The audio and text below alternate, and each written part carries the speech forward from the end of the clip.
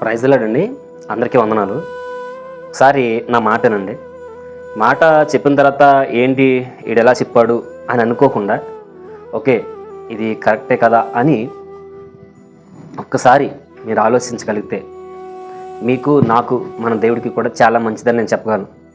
ఎందుకనంటే ఏంటనంటే చాలామంది లోకాన్ని నుంచి వేరయ్యి క్రైస్తవ్యంలోకి వచ్చి క్రీస్తుని ఎరిగి రక్షణ బాప్తీసం పొందుకుని మందిరానికి వెళుతూ దేవునికి దగ్గర అవ్వాలనే క్రమంలో వెళుతూ కొన్ని ఆత్మీయ జీవితంకి సంబంధించిన పాఠాలు నేర్చుకుని ఇంకా దేవుళ్ళో ముందుకు వెళ్ళడానికి ఇది ఒక మంచి సమయం అనుకునే టైంలో తెలియకుండా ఆటోమేటిక్గా కొన్ని వ్యతిరేకమైన కుటుంబ పరిస్థితులు అవ్వచ్చు, లేదంటే లోక సంబంధమైన కొంతమంది స్నేహితులతో అవ్వచ్చు. ఏదేమైనప్పటికీ కూడా దానికి కారణమైతే మనమే అవుతున్నాం. దేవుడి నుంచి వేరైపోయింది కాకుండా లోకానికి కలిసిపోయి లోకంతో ఏకమైపోయి దేవుడి మందిరానికి రావడం మానేస్తున్నారు.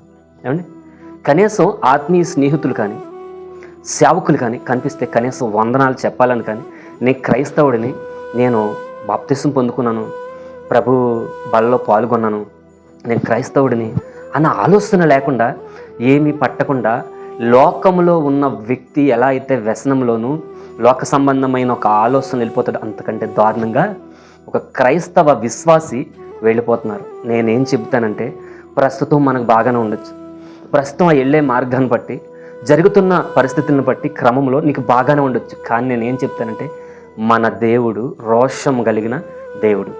నువ్వు తీసుకుందే పాప పరిహారార్థమై దేవుడు అర్పించిన తన ప్రాణాత్మ శరీరాన్ని ఆ బలలో నువ్వు పాల్గొని నువ్వు తీసుకున్న ఆ సంస్కారపు విందు, దేవుడి దగ్గర నువ్వు చేసిన ప్రమాణం, నేను చచ్చేంత వరకు నా దేవుడికి నమ్మకంగా జీవిస్తానని నువ్వు చేసిన వాగ్దానం, మళ్ళీ తీర్పు దినం వస్తుంది, మళ్ళీ దేవుడి దగ్గర నువ్వు నిలబడాలి, నీకు పశ్చాత్తాపం కలుగుతుంది, మళ్ళీ దేవుడి దగ్గరికి వచ్చి నువ్వు క్షమాపణ అడగాలి. ఇవన్నీ ఖచ్చితంగా జరుగుతాయి. ఎవరైతే క్రీస్తుని ద్వేషిస్తూ లోకం మీద కలిసిపోయి ఉన్నాడో వాడికైనా క్షమాపణ బేగా దొరికిద్ది, కానీ నీకు దొరకదు. ఎందుకంటే నమ్మక ద్రోహం చేసిన వాడి కంటే దారుణమైన పరిస్థితిలోనూ ఉంటావు. ఒకవేళ ఈ వీడియో నువ్వు చూస్తుంటే ఇప్పుడే దేవుడి దగ్గర పశ్చాత్తాపడి బుద్ధి తెచ్చుకుని దేవుడి మందిరానికి రా.